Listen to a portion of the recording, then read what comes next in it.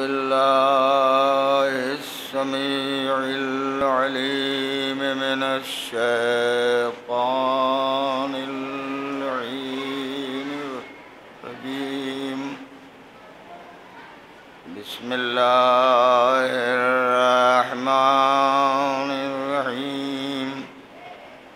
الحمد لله رب العالمين والعاقبة للمتقين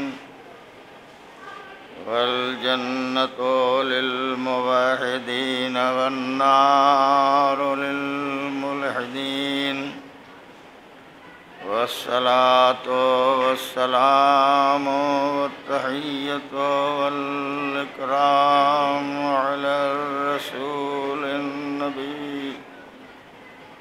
وعلى أهل بيته الطيبين الطاهرين المعصومين الذين أذهب الله عنهم الرجس وطهرهم تطهيرا.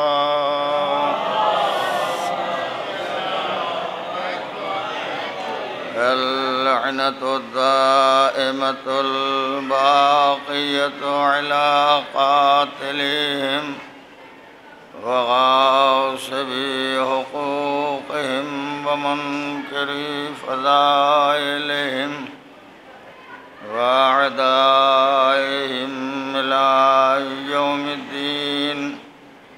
أما بعد، فقد قال الله الحكيم في كتابه الكريم وهو أصدق القائلين وقوله الحق. بسم الله الرحمن الرحيم. ولسوف يعطيك ربك فترضى. صلوات.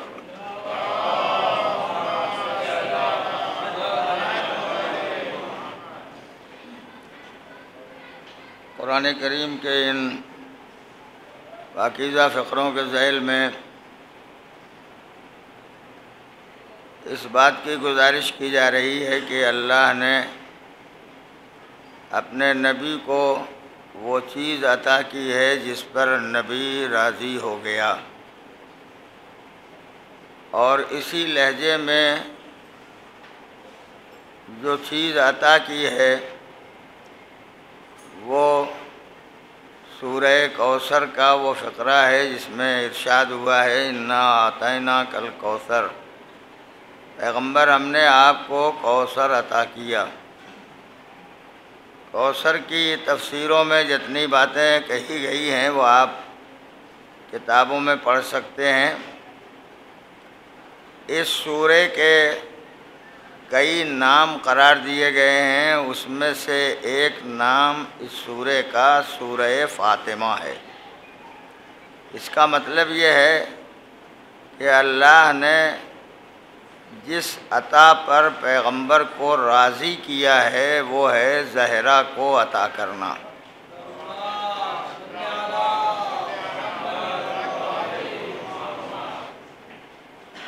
دیکھیے، اولاً تو میں بہت کم صلوات پڑھواتا ہوں، لہذا جب پڑھنا ہو تو مل جل کے پڑھا کیجیے.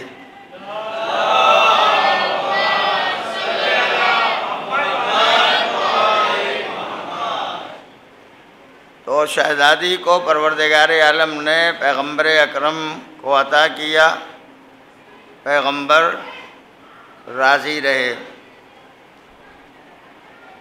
پھر انہی کے ذریعے پوری صنف نسواں کی ہدایت اور رہبری کا کام خداوند عالم نے انجام دیا، اور انہوں نے جو ہدایت کا پیغام پہنچایا وہ پیغام اسی طرح سے زندہ ہے جیسے قرآن مجید کا کلام زندہ ہے.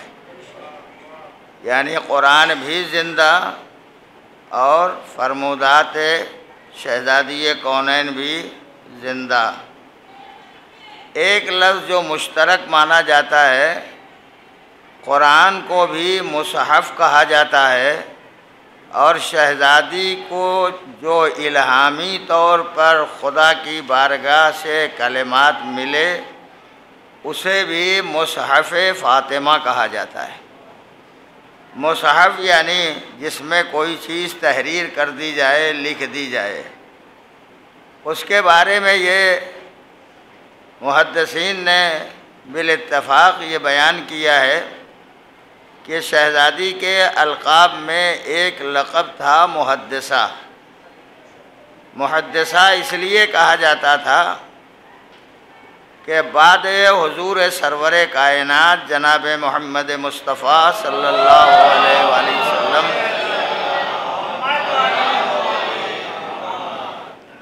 پیغمبر کے دنیا سے وصال کی بنا پر شہزادی کو بڑا غم، بڑا حزن، بڑا ملال تھا، تو غمزدہ بیٹھی رہتی تھیں۔ جبریل امین کے ذریعے خداوند عالم الہامی کیفیت میں بہت ساری باتیں نازل کرتا تھا۔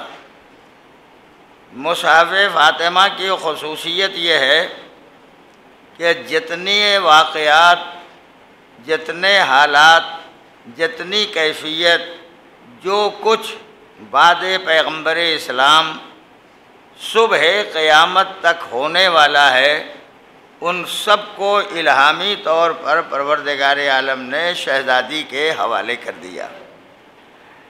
جو کل الہام ہوتا تھا اور جو باتیں آتی تھیں، یا بعض روایات میں یہ ہے کہ جبریل امین سامنے موجود ہوتے تھے، تو جتنی باتیں خدا کی بارگاہ سے آ رہی تھیں ان کے لیے اہتمام یہ تھا کہ الہام ادھر سے ہوتا تھا، شہزادی سنتی جاتی تھیں، بولتی جاتی تھیں، اور مولائے کائنات اسے لکھتے چلے جاتے تھے۔ یعنی کلام ادھر سے آیا، شہزادی نے سنایا، مولائے کائنات نے اسے لکھا۔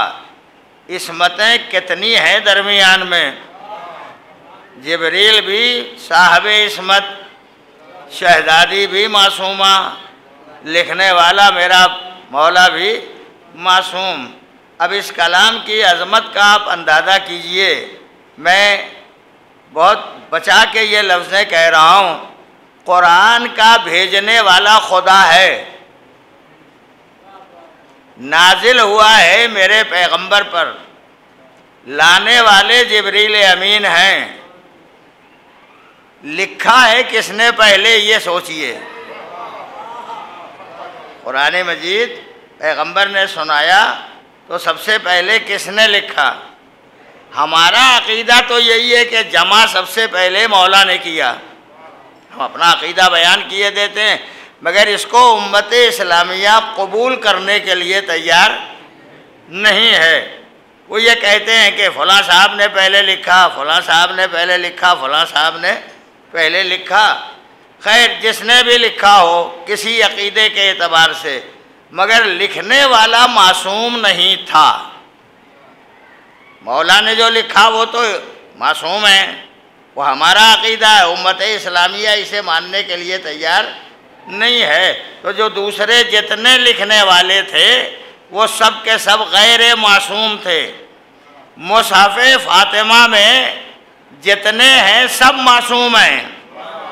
قرآن کریم میں لکھنے والا کم سے کم غیر معصوم ہے، میں اس کی عظمت سے انکار نہیں کر سکتا۔ قرآن کو نہیں مانے گا انسان تو کافر ہو جائے گا، بے دین ہو جائے گا، لامذہب ہو جائے گا۔ مگر نہ جانے کیوں پروردگار عالم نے اتنا اہتمام کیا مصحف فاطمہ کے لیے کہ لکھنے والا بھی معصوم ہونا چاہیے۔ شاید اس کا راز یہ رہا ہو کہ میری کتاب کے انکار کرنے والے تو نہیں پیدا ہوں گے، نبی پر جو کلام آیا ہے اس کا لوگ انکار نہیں کریں گے، لیکن کہیں سے شک و شبہ شہزادی کے اس مصحف کے لیے کر سکتے ہیں، تو ایسے معصوموں کو رکھوں گا درمیان میں کہ نہ ان کی عصمت میں کوئی شبہ ہو سکتا ہے، نہ ان کے کردار میں کوئی شبہ ہو سکتا ہے، نہ ان کی تحریر میں کوئی شبہ ہو سکتا ہے، نہ ان کے بیان میں کوئی شبہ ہو سکتا ہے۔ اب اگر پڑھنے والے پڑھیں گے تو انہیں اندازہ ہوگا کہ شہزادی کے ذریعے جو کلام الہی یا الہامات الہیہ جمع ہوئے ہیں ان میں کتنے خصوصیات ہیں۔ ایک لفظ کہہ کے میں آگے بڑھ جاؤں گا۔ حضرت امام جعفر صادق علیہ السلام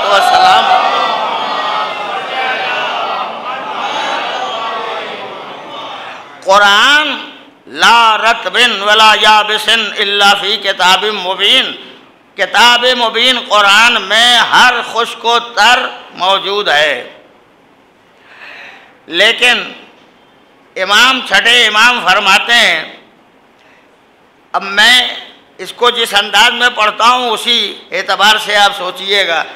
امام فرماتے ہیں جب لوگوں کو قرآن میں ان کے سوالات کے جوابات نہیں ملتے تھے، میں نہیں کہوں گا کہ امام کو نہیں ملتا تھا، اس لیے کہ امام تو ساری باتوں کے جاننے والے ہیں، لوگوں کو جواب نہیں ملتا تھا تو فرماتے تھے امام نہیں مل رہا ہے تمہیں تو مصحف فاطمہ کھول لو، مصحف فاطمہ دیکھو تو تمہیں مل جائے گا ہر چیز کا جواب۔ صبح قیامت تک جو کچھ ہونے والا ہے، چھوٹے سے چھوٹا امر، چھوٹی سے چھوٹی بات، وہ سب تمہیں مصحف فاطمہ میں مل جائے گی۔ اب نہیں پڑھتے لوگ تو یہ ان کی کمی ہے، مگر اب اس کو میں کیا کروں؟ قرآن پڑھ کے جب قرآن کو سمجھ نہیں پاتے تو یہ تو الہامی کتاب ہے جو شہزادی نے مولا کائنات سے لکھوائی ہے، تو اسے کیسے سمجھ سکیں گا؟ اب تو پہچاننا چاہیے، زہرا کی عظمت کا اندازہ لگاؤ، تنہا کسی خاتون کا نام نہیں ہے فاطمہ، تنہا کسی بیوی کا نام نہیں ہے فاطمہ، تنہا بنی ہاشم کی عظیم فرد خاتون کا نام زہرا نہیں ہے۔ زہرا اس ذات کا نام ہے کہ اگر دور سے آنے والی کوئی شہزادی بھی ہو تو اس دروازے پہ آ کے اپنے کو شہزادی نہ کہہ سکے، آئے تو کنیز بن کے آئے تو لوڈی بن کے آئے۔ فضہ حبشے کی کنیز تھی نا، انہیں شاہی پہ فخر نہیں تھا، زہرا کی کنیزی پہ فخر تھا۔ شاید راز یہی رہا ہو، جہاں میں نے کل چھوڑا تھا، شاید راز یہی رہا ہو کہ میری شاہی کا اگر تذکرہ ہوگا تو دنیا کے خطاکاروں کی کتابوں میں تذکرہ ہوگا، لیکن کنیزی زہرا کا اگر تذکرہ ہوگا تو جب تک سورہ طہر رہے گا تب تک میرا تذکرہ برقرار رہے گا۔ ایک صلوات پڑھ دیں محمد۔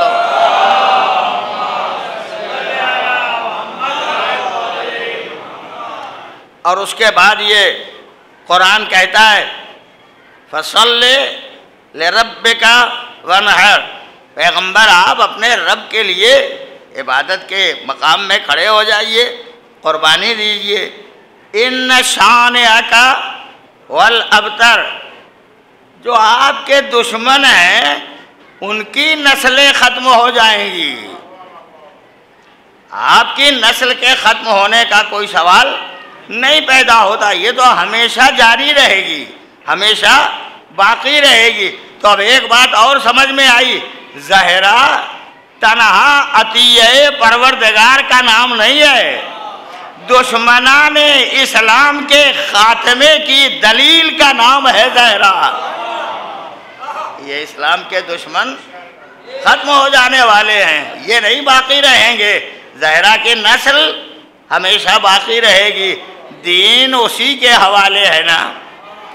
ایک لفظ اور میں نے کہا تھا کہ شہزادی کے القاب میں جیسے کوثر اکیلا لفظ ہے جو ایک ہی بار قرآن میں آیا ہے، ایسے ہی لفظ صدیقہ بھی ایک ہی بار آیا ہے، دوبارہ قرآن مجید میں نہیں آیا ہے، وہ بھی جناب مریم کے اور جناب عیسیٰ کے واقعے کے ذیل میں آیا ہے۔ اور جو میں گفتگو آپ کی خدمت میں عرض کر رہا ہوں اسے آپ ذہن میں رکھیے گا، پھر ماں کا مرتبہ بھی پہچانیے گا، اس کی عظمتوں کا اندازہ بھی لگائیے گا۔ ابھی آپ یہ بھائی نوجوان پڑھ رہے تھے تو اس میں پڑھتے ہوئے شروع ہی میں آیا ہے کہ شہزادی نے مولا کائنات سے کہا تھا کہ جن لوگوں نے میرا حق کھا لیا ہے، بہت نازک بات ہے، کہا ہے شاعر نے کہ جن لوگوں نے میرا حق کھا لیا ہے، شہزادی نے کہا میرے جنازے میں نہ آئیں۔ ہاتھ جوڑ کے کہتا ہوں، یہ فقرہ ہے تو بہت تلخ، مگر ہاتھ جوڑ کے یہ بات کہتا ہوں، شہزادی کیا کہہ رہی ہیں؟ جو میرا حق کھانے والا ہے وہ میرے جنازے میں نہ آئے۔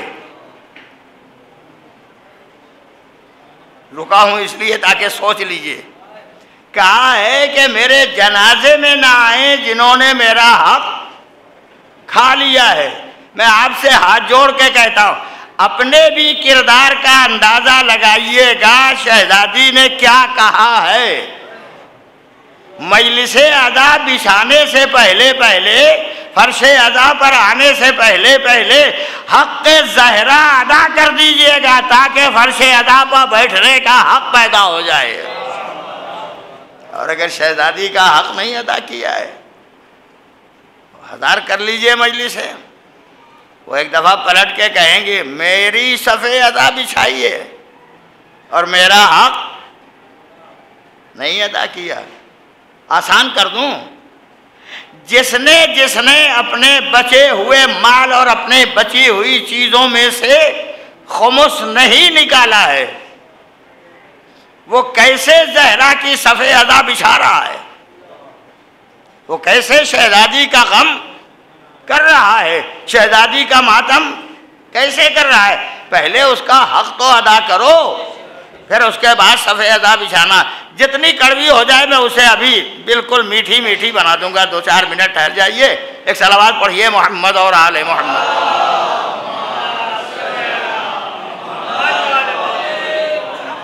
مگر یہ اس لیے کہہ رہا ہوں کہ ممبر کا فریضہ بھی ہے اور ممبر یہ ہم سے مطالبہ بھی کرتا ہے کہ ان باتوں کو ضرور پہنچائیے جو باتیں شریعت میں بیان کی گئی۔ کہتے ہیں لوگ، یاد رکھیے گا صدیقہ پہ چھوڑا ہے، ابھی آتا ہوں، کہتے ہیں ہم نے اپنے بازوؤں کی طاقت سے کمایا ہے، اب دے دیں، اتنا نکال دیں۔ کتنا مانگا ہے خدا نے؟ 100 روپے میں، جلدی بتائیے، اس کا مطلب یاد ہے لوگوں کو، 100 روپے میں 20 روپے خدا نے مانگے ہیں اور کہا 80 تمہارا، 20 ہمیں دے دو، اس میں 10 ہم اولاد زہرا کے لیے رکھیں گے، 10 امام کا۔ 20 دینے کے لیے تیار نہیں ہیں، نہیں دینا چاہتے، کیا کیسے دے دیں؟ اب واقعہ سن لو، دیکھیں پیسہ تو خدا نکلوا لے گا، آپ چاہے جائز نکالیں یا ناجائز نکالیں، واقعہ سن لو پھر فیصلہ کر دینا۔ جناب موسیٰ کا زمانہ تھا اور وہ ہدایت کرتے کرتے تبلیغ کرنے کی منزل میں جب ہدایت کے لیے سب لوگوں کو جمع کرتے تھے، بالکل میرے نوجوانوں غور سے سننا، میں تمہیں کو خطاب اس لیے کرتا ہوں کہ ضعیف لوگوں نے اپنی عمریں گزار لی ہیں، دین جوانوں کے ہاتھ میں ہے، یہ جوان اگر سدھر گئے تو معاشرہ سدھر جائے گا۔ مذہب نے بوڑھوں کو نہیں پکارا ہے، مذہب نے جوانوں کو آواز دی ہے۔ میرا مولا کہتا ہے جوانوں کے سامنے دین پیش کرو، ان کا ذہن ابھی تازہ ہے، یہ جلدی میرا دین قبول کر لیں گے، یہ جلدی میری باتیں قبول کر لیں گے۔ جب یہ بہت بڑے ہو جائیں گے، زمانے کے حالات میں گرفتار ہو جائیں گے، تو اتنی ماحول کی گندی تہیں جم جائیں گی کہ پھر میری اچھی باتوں کو ماننے کے لیے تیار نہیں ہوں گے۔ ابھی تو نوجوان ذہن ہے، تو تازہ ذہن. اور پھر یہ آپ کے ذوق کے لیے کہتا ہوں، رسول اللہ نے جتنی مدد لی ہے وہ جوان سے لی ہے. ہمیں نہیں تفصیل میں جانے کا وقت نہیں ہے. جتنی مدد لی ہے دین کو پھیلانے میں وہ جوان سے لی ہے. تھے تو بہت سے بوڑھے، مگر بوڑھے نہیں کام آئے. کام آیا تو وہی جو لافتہ تھا، وہی کام آیا، اسی سے مدد لی. تو مال 20 دینا ہے وہ نہیں دیا جاتا. مال کیا ہے؟ خدا نکلوا لے گا. جو سنا رہا ہوں اسے ذہن میں رکھیے. جناب موسیٰ تبلیغ کرتے تھے، تبلیغ کرتے کرتے اس مجمع میں قارون بھی رہتا تھا جس کی تبلیغ کر رہے تھے. قارون، اس کے پاس دولت کتنی تھی؟ کسی صاحب کو اگر فیگر یاد ہو تو بتا دیں. بہت مجلسیں سنی ہوں گی. کتنی دولت تھی؟ اب تک کسی تاریخ اور ہسٹری کی کتاب میں کسی لکھنے والے نے شمار کر کے یہ نہیں بتایا کہ قارون کے پاس مال کتنا تھا. یہ لکھا گیا کہ 40 اونٹوں پر خزانے کی چابیاں لادی جاتی تھیں. تو ایک ایک چابی تھوڑی لادی جاتی رہی ہوگی کہ ایک اس اونٹ پر رکھ دیا، دوسری اس اونٹ پر رکھ دیا، تیسرے اونٹ نہیں، چابیاں اس کا مطلب یہ کہ خود نہیں اٹھا سکتے تھے تو اونٹ کی پشت پر لادی جاتی. چابیاں اتنی رہی ہوں گی تو مال کتنا رہا ہوگا اس کا تو کوئی اندازہ نہیں لگا سکتا. موسیٰ جب تبلیغ کرتے کرتے یہ کہتے تھے کہ اپنا مال پاک کرنے کے لیے زکوٰۃ نکالو. زکوٰۃ نکال دو گے تمہارا مال پاک ہو جائے گا. تھے چاہنے والے جنہوں نے نکالا. ایک دن قارون سے بھی خطاب کر کے جناب موسیٰ نے کہا بھائی یہی منزل بڑی ناگوار ہوتی ہے. ہدایت کرنے والا جنرل بات جب تک کہتا رہے تب تک سب سنتے ہیں. خدا نہ کرے کہ ہدایت کرنے والا کسی سے پرسنلی کہہ دے کہ بھائی آپ بھی نکال دیجئے. اس لیے کہ جس دن وہ یہ کہے گا آپ بھی نکال دیجئے اس دن وہ خود ہی نکالا جائے گا، وہ نہیں رہے گا. ان کی ہمت. ہماری مسجد کے امام یہ ہم سے کہتے، ہم اتنے بڑے عہدے کے مالک، میں نام وام نہیں لوں گا، ہم سے کہتے نکال دیجئے اور اس دن وہ نکال دیے جائیں گے. یہ جو روز روز مسجدوں کے امام بدلتے ہیں کیوں مجھے نہیں معلوم. میں یہ بھی نہیں کہتا کہ عالم دین ناحق نہیں ہوگا، وہ بھی غلطی کر سکتا ہے. یہ بھی نہیں کہہ سکتا کہ جو ذمہ دار ہیں وہ غلطی نہیں کریں گے. معصوم ان میں سے کوئی بھی نہیں ہے. لیکن اگر غلطی میں کرتا ہوں تو مجھے توبہ کرنے کا حق ہے. غلطی اگر ذمہ دار کرتے ہیں تو انہیں توبہ کرنے کا حق حاصل ہے. توبہ وہ شے ہے کہ ایک توبہ صدقے دل سے اگر کر لے ایسا ہی ہو جاتا ہے جیسے ابھی ابھی ماں کے شکم سے دنیا میں آیا ہو.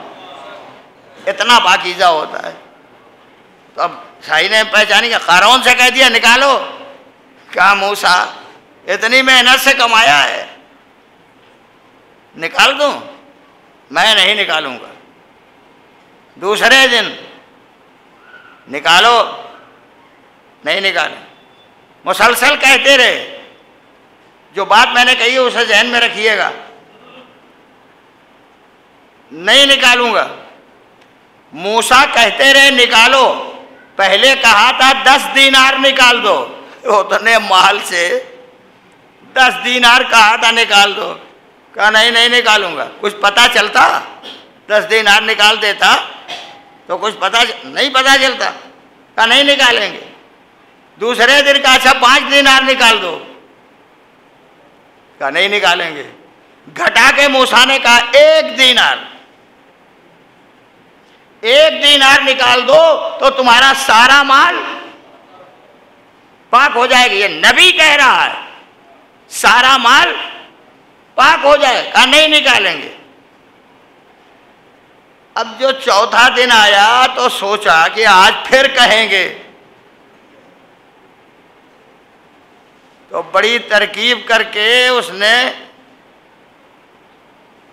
سازش کی. ایک غلط قسم کی عورت کو ایک تھیلی دی, کہا یہ لو, جب موسیٰ زکوٰۃ کا مسئلہ پیش کریں تو تم کھڑی ہو کے کہہ دینا کہ موسیٰ پہلے اپنا کردار بہتر بناؤ پھر دوسروں سے کہنا. آج بہت مطمئن ہے کہ کہیں گے تو آج موسیٰ کا کردار خود ہی خراب ہو جائے گا. تھیلی اس کو دی. روکوں 1 منٹ کے لیے. موسیٰ کتنا مانگ رہے تھے؟ 1 دینار. نہیں نکال رہا تھا. تھیلی دی. 1 دینار ہے, بھری ہوئی تھیلی. مال تو خدا نکلوا لیتا ہے, چاہے آدمی جائز ذریعے سے نکالے چاہے ناجائز ذریعے سے نکالے, ناجائز طریقے سے نکالے. دے دیا تھیلی. موسیٰ نے تقریر کی, حسب عادت تقریر کی, پھر کہا نکال دو قارون. اب بیٹھا ہے اس لیے کہ سدھا کے لایا ہے نا کہ اب تو اٹھ ہی جائے گی یہ عورت. اٹھتی ہی نہیں, ادھر دیکھ رہا ہے ادھر دیکھ رہا ہے, نہیں اٹھتی. عاجز آ کے کہا اٹھتی کیوں نہیں؟ بھرے مجمع نے اب تو پہچانا ہوگا, تیار کر کے لایا تھا. کاہے کے لیے؟ کہا اٹھ کے کہو موسیٰ کا کردار کیسا ہے. جب کہہ دیا تو اٹھی. مجمع نے پہچان لیا نا کہ کون اسے تیار کر کے لایا ہے. جو سب سے بڑا مالدار تھا وہی تیار کر کے لایا تھا. کہا یہ تھیلی. اٹھ کے مجمع میں آئی, موسیٰ کو خطاب کیا, اللہ کے نبی یہ تھیلی مجھے قارون نے دی ہے صرف اس لیے تاکہ میں یہ کہہ دوں کہ پہلے اپنا کردار بہتر بناؤ. موسیٰ تم اللہ کے نبی کل بھی تھے, آج بھی ہو, تم نبی رہو گے, تمہارے کردار میں کوئی خرابی نہیں پیدا ہوئی. جو صاحب بھی تاریخ میں اس کے بعد کا واقعہ پڑھیں گے مجھے بتا دیں گے. تھیلی چلی گئی, واپس نہیں ہوئی, چلی گئی. 1 دینار دے دیے ہوتا تو مال پاک ہو گیا ہوتا. پوری تھیلی چلی گئی, مال پھر ویسے ہی نجس کا نجس رہ گیا. یہی حال ہے عزیزو ہمارے دنیا میں. حق نہ ادا کرنے والوں کا خدا کسی نہ کسی راہ میں نکلوا دیتا ہے. اور پھر میرے چھٹے امام نے ذمہ داری لی ہے, اگر حق زہرا ادا کر دیا تو میں ذمہ دار ہوں اس مال کی حفاظت کرنے کا. کبھی وہ مال ضائع نہیں ہوگا, برباد نہیں ہوگا. اور اگر ایک جگہ رہ گیا مال تو یہ اچھا رہے گا, کبھی اچھا نہیں رہے گا. اس عورت نے کہہ دیا کہ آپ کا کردار بہترین ہے, لیکن یہ کسی تاریخ میں نہیں ملا کہ وہ عورت نبی کی چاہنے والی بن گئی ہو, نبی پر ایمان رکھنے والی ہو گئی ہو. یہ کہیں نہیں ملا. یہ کردار تو میرے امام کا ہے. ایک موسیٰ انبیاء کے زمانے کا, ایک موسیٰ امام کے زمانے کا. میرا اور آپ کا 7واں امام. حاکم وقت نے ایک نوجوان خاتون کو قید خانے میں بھیجا تھا, کہا جاؤ موسی کاظم کی عبادت کو خراب کر دو, عبادت نہ کرنے پائے. رات بھر رہی قید خانے میں. صبح حکومت کا آدمی آیا, دروازہ کھولا. اب جو کھول کے دیکھا تو جیسے میرا امام سجدے میں تھا ایسے ہی یہ خاتون بھی سجدے میں تھی. اب تو فرق سمجھ میں آیا. نبوت کا موسیٰ اور ہے، امامت کا موسیٰ اور ہے. نبوت کا موسیٰ اپنا کردار بچا لیتا ہے مگر دشمن کے کردار کو اپنے کردار میں بدل نہیں پاتا. امامت کا موسیٰ وہ ہے جو اپنا کردار بھی بچا لیتا ہے اور دشمن کے کردار میں بھی تبدیلی اور انقلاب پیدا کر دیتا ہے.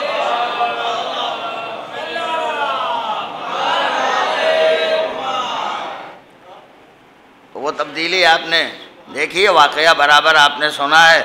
اب میں ایسے ہی پڑھتا جاؤں گا تو سب وقت بھی ختم ہو جائے گا. ایک لفظ اور آپ سماعت کر لیں. جب نہیں دیا 1 دینار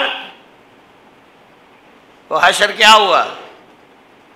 ہمیں غنیمت جانو کہ موسیٰ نے بد دعا کر دی تو قارون دھس گیا.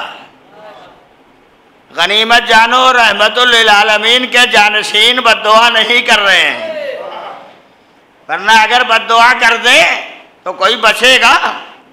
اب مال کا ہمارا ہے، آپ کون ہوتے ہیں؟ ہمارا ہے. خدا کہتا ہے حدیث قدسی میں المال و مالی، جتنا مال ہے سب میرا ہے. والفقراء عیالی، فقیر لوگ میری عیال ہیں. والامراء منائی، مالدار لوگ میرے امانت دار ہیں. میں مالداروں کو مال دے کے یہ دیکھتا ہوں یہ امانت دار ہیں کہ خیانت کار. اگر امانت دار ہیں تو ان کا مال بڑھتا جائے گا، خیانت کار ہیں تو مال ختم ہو جائے گا. نہ جانے کتنوں کا مال ختم ہو گیا، دھستا چلا جا رہا ہے، دھستا چلا جا رہا ہے. یہ قارون. اور بہت تفصیلات ہیں اس ذیل میں. مال ایک جگہ اگر رہ گیا تو قسم خدا کی سوائے برائی کے کبھی اچھائی نہیں پیدا کرے گا. اور مثال دے دو تو ابھی آپ اس بات کو آسانی سے سمجھ لیں گے. نالیوں میں پانی بہتا ہے نا، اگر کسی ایک جگہ رک جائے، بہتے بہتے اگر رک جائے تو کیڑے کہاں پیدا ہوتے ہیں؟ جہاں رک رہا ہے، رکا ہے وہیں کیڑے پیدا ہوتے ہیں. رک گیا تو کیڑے پیدا، بہتا رہتا تو کیڑے نہ پیدا ہوتے.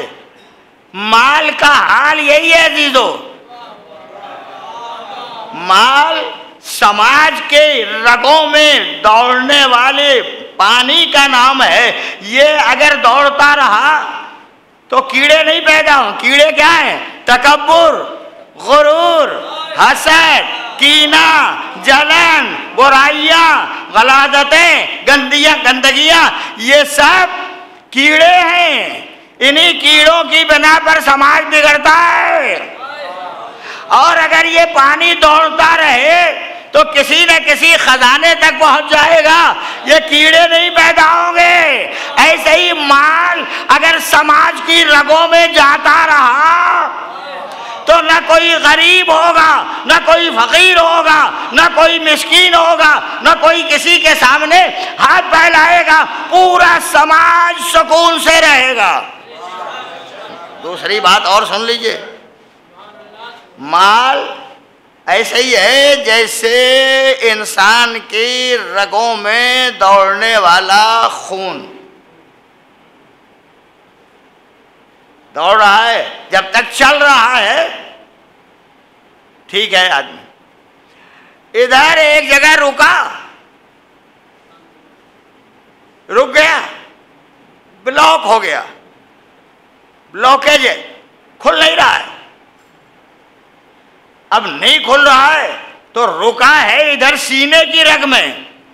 نہ ہاتھ کام کر رہا ہے، نہ پیر کام کر رہا ہے، نہ اور اعضاء و جوارے کام کر رہے ہیں. یہ اتنا بڑا جسم اتنی چھوٹی سی رگ میں رکا ہے تو سب بیکار. کیوں؟ یہ اگر سرکولیٹ ہوتا رہے، یہ اگر دوڑتا رہے تو پورا جسم اپنی جگہ پر صحیح و سالم رہے گا. اور اگر رک گیا ایک جگہ دیر تک رکا فیل، دیر تک رک گیا تو ہارٹ فیل کر گیا. ہمیں ادھر تھا تو ہارٹ کیوں فیل ہو گیا؟ یہاں رکا تھا تو یہ بیچارہ مر کیوں گیا؟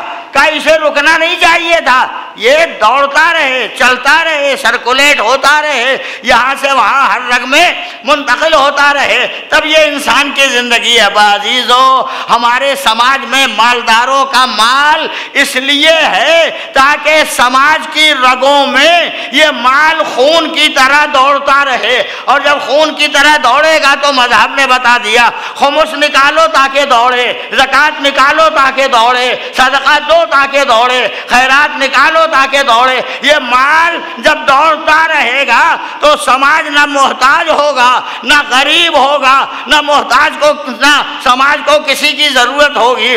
اسی لیے مذہب نے کہا ہے اگر حقوق ادا ہوتے چلے گئے تو حق ظاہرہ اگر ادا ہو گیا سماج بالکل صحیح منزل پہ رہے گا. حق ظاہرہ نہیں ادا ہوا، نہیں ادا، ظاہرہ کے توسط سے دعا مانگی، شہزادی نے اپنی تمام تر طاقتوں کو استعمال کر کے خدا کی بارگاہ سے دلایا.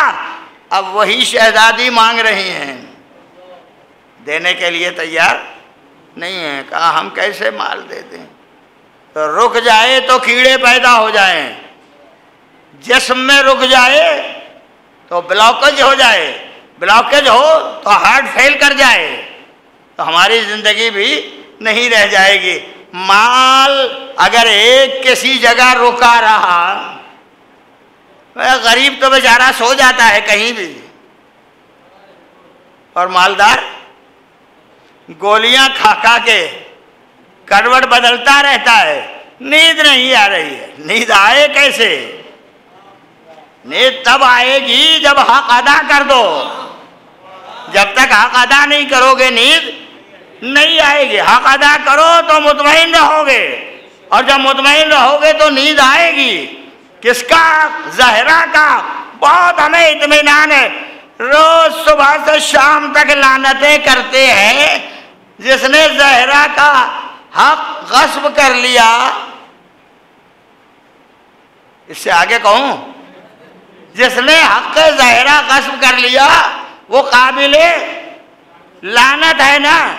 ہر ایک کو اپنی زندگی کے بارے میں فیصلہ کرنے کا حق حاصل ہے. ہم نے کہیں حق ظاہرہ کھایا تو نہیں ہے، ہم نے کہیں ظاہرہ کا حق غصب تو نہیں کر لیا. وہ غصب کر کے چلے گئے تو آج بھی قابل لعنت. ہم غصب کر رہے ہیں تب بھی مومن، تب بھی صاحب ایمان. ہمیں ادا کرو، جتنا بھی حق ظاہرہ ہے اسے ادا کرنے کی فکر کرو، تب شہزادی خوش ہوں گی. نبی نے یوں ہی نہیں فرمایا تھا فاطمہ تو بذات منی، فاطمہ میرا حصہ ہے، میرے وجود کا حصہ ہے. من آذاہا فقد آذانی، جس نے انہیں اذیت دی اس نے مجھے اذیت پہنچائی. ومن آذانی فقد آذى اللہ، جس نے مجھے اذیت دی اس نے خدا کو اذیت دی. ومن آذى اللہ فقد کفر، جس نے اللہ کو اذیت دی وہ مسلمان ہی کہاں رہا، وہ کافر ہو گیا. جس کے لیے ظاہرہ نے کہہ دیا یہ آئے نہیں، یہ نہ آنے پائے، علی سے کہا یہ نہ آنے پائے. یہ کہنا بتاتا ہے اگر مسلمان رہے ہوتے تو شہزادی کبھی نہ روکتی، کبھی نہ روکتی. یہ میرے بابا کا کلمہ پڑھنے والا، اسے آنا چاہیے، مگر روک دیا شہزادی نے. اور کہتے ہیں لوگ ارے فیدک تھا ہی کیا، فیدک تھا ہی کیا. یہ تو انہی سے پوچھئے جو ان کے گروہ کے لوگ تھے. کیا تھا؟ ایک نے تو کسی طرح کچھ لکھ دیا تھا، وہ دوسرا بیچ میں آ گیا. سب سے بڑا شاطر یہی تھا، یہ درمیان میں آ گیا. کہا کیا ہے؟ کہا یہ میں نے لکھ دیا، شہزادی کا حق تھا. کہا دیکھیں، لیا، لکھ دیا تو حکومت کیسے چلاؤ گے؟ ہمیں یہی تاریخ کا فقرہ ہے. کہا حکومت کیسے چلاؤ گے؟ آپ نے لکھ دیا تو حکومت چلے گی کیسے؟ اس کا مطلب یہ ہے کہ فدق کوئی باغ نہیں تھا. فدق اتنی بڑی جائیداد تھی کہ جس سے اس وقت کی مملکت اور حکومت کے چلانے کے لیے انتظام کیا جاتا تھا. اب اگر فدق کسی نے لے لیا ہے تو پہچانو اس نے زہرا کا تنہا حق نہیں لیا ہے، اسلام کے قانون کو بھی توڑا ہے، شہزادی کا حق بھی غصب کر لیا ہے. صلوات پڑھتے ہیں محمد اور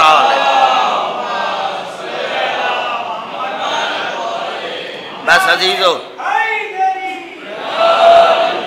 عزیزو میں نے اتنے فقرے آج اس سلسلے میں عرض کیے ہیں، اسے ذہن میں رکھنے کی ضرورت ہے. حق ہے شہزادی کا ذکر کیا جائے، حق ہے شہزادی کے غم میں رویا جائے، حق ہے شہزادی کے لیے حزن و ملال انسان کے اندر پیدا ہو، لیکن صداقت قلبی کے ساتھ روئیے.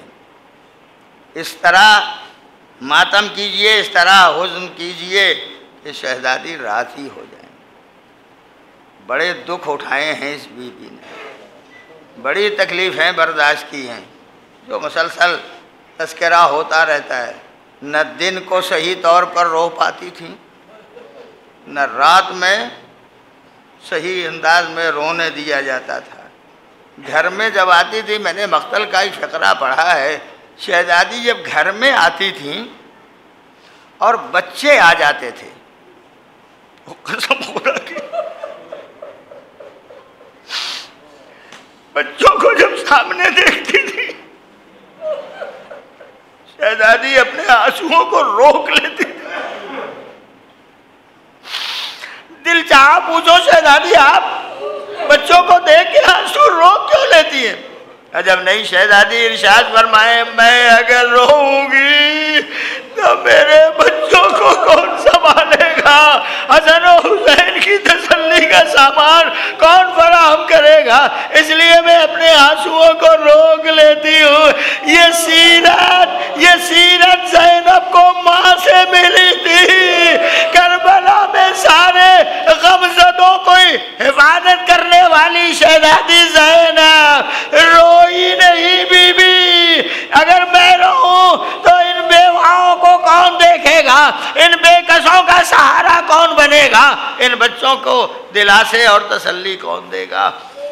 تو شہزادی روک لیتی. جب ذرا نگاہوں سے اوجھل ہوتے تھے بچے، زارو قطار شہزادی روتی تھی. کل میں نے یہاں تک تذکرہ کیا تھا کہ جلتا ہوا دروازہ شہزادی پر گرا دیا گیا. شکم مادر میں بچہ شہید ہو گیا. فریاد اپنے لیے شہزادی نے نہیں کی، فضہ کو بلا کے کہا فضہ میرا بچہ گزر گیا، میرا بچہ گزر گیا. اب مجھے نہیں معلوم کیسے شہزادی نے برداشت کیا ہوگا. وہ ننھا تھا بچہ جو شکم مادر میں ابھی پروان چڑھ رہا تھا، وہ ظالموں کے اس ظلم کے نتیجے میں شکم مادر میں شہید ہو گیا. اے شہزادی فریاد کرو گی تو کس سے فریاد کرو گی؟ علی کے ہاتھوں میں گردن میں رسن باندھی گئی ہے. کائنات کا مشکل کشا لے جایا جا رہا ہے. شہزادی نے ایک ہی لفظ کہا ارے چھوڑ دو ابو الحسن کو، خلو ابو الحسن کو چھوڑ دو ورنہ میں سر کے بال بکھرا دوں گی.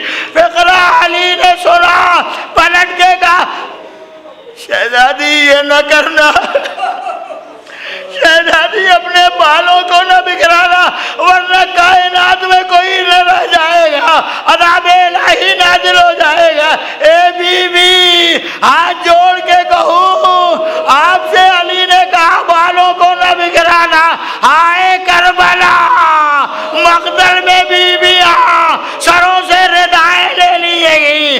بیویاں برہنہ سر کربلا سے کوفے سے شام تلک چلی جا رہی ہیں. کس انداز سے جاتی ہوں گی؟ بس آخری لفظ ہے تو آپ سماعت کر لیں مصاحف کے ذیل میں، تو گفتگو تمام کر دوں گا۔ کہا تھا نا علی تم ہی مجھے غسل دینا، مگر رات میں غسل دینا، رات میں غسل دینا۔ دن میں شہزادی دنیا سے گزر گئی، کہا رات میں غسل دینا۔ علی تم ہی مجھے کفن پہنانا اور رات میں تم ہی مجھے دفن کرنا رات میں۔ اے علی ایک قبر کا نشان نہ بنانا، جگہ جگہ قبر کا نشان بنا دینا تاکہ کوئی بے ادبی کرنے والا ظالم بے ادبی کرنے کی طاقت نہ رکھ سکے۔ باتیں سب علی نے تسلیم کی۔ رات کو بس آخری لفظ ختم ہے، غسل کے لیے شہزادی کو تختہ غسل پر لٹایا، اور جب لٹا دیا تو بنت رسول کے جسم سے لباس ہٹانے لگے۔ میں کیسے عزیزوں آپ کو کیسے میں آپ کو سنا دوں؟ مقتل کی روایت کا فکر ہے، میں خود اپنے دل میں قابو نہیں پاتا، مگر یہ لفظ سن لو، جب میرا مولا جسم زہرا سے لباس ہٹانے لگا، ہاتھ سے لباس ہٹ گیا، مگر جب سینے کے پاس سے لباس ہٹانے لگے علی، دیکھا سینے میں چپکا ہوا زہرا کا لباس۔ دل چاہا پوچھوں راز کیا ہے؟ کہا جب شہزادی پر دروازہ گرا یہ جسم سے یہ لباس چپک گیا۔ کیسے علی نے جدا کیا مجھے نہیں معلوم، مگر جب ایک دفعہ جدا کیا تو ابھی غسل دیا نہیں ہے، ابھی تو لباس ہٹایا ہے کہ میرا صابر امام چیخ مار کے رویا، اور اتنی زور سے چیخ مار کے رویا کہ سلمان نے باہر کھڑے ہوئے سن لیا، میرا مولا چیخ مار کے رویا۔